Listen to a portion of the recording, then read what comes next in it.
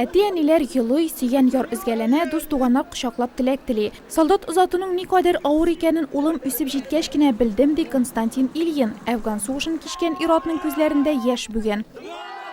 Провожаю с гордостью. Улымны горурлык хисләре белән озатам. Үзем Әфган җирендә хезмәт иттем. Һәр ир-егет хәрби бурычын үтәргә тиеш дип уйлыйм.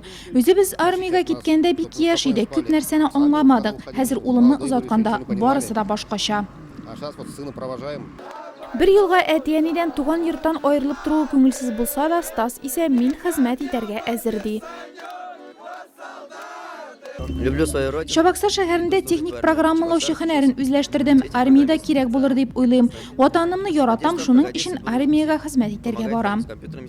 Дружим с самого рождения, на самом деле мы Без родственники. туганнар, балачактан бик дуслашып яшәдек, гел бергә булдык. Киләсе елга мин аны каулап җитеп шулай ук армиягә китәрмен дип уйлыйм. Стас әйбәт кенә хезмәт итсен, үз намусын Да, и якласын. в следующем году меня тоже предстоит армия, на самом деле.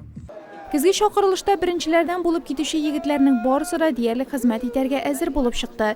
Саша әнә кирәге чыгар дип һөнәр үзләштергә дә өлгергән.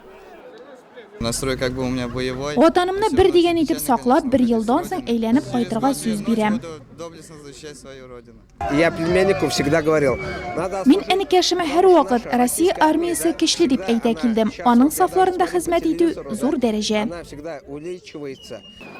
Көзен озатылачак 84 егетнең 16-сы беренчеләрдән булып юлга кузгала. Букча әзер, дус туганнар теләкләре истә. Булачак солдат Владислав Дмитриев та аларның хәтерендә озак саклаячак.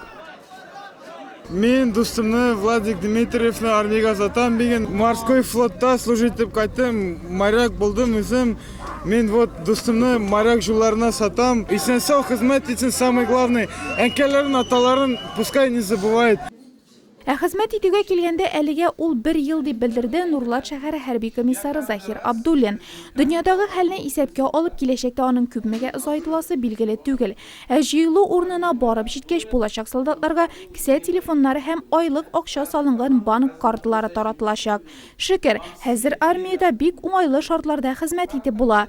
Егетләребез исән-сау кире әйләнеп кенә кайтсыннар. Тәүге озатуда иң күп әйтелгән теләк шушы булды.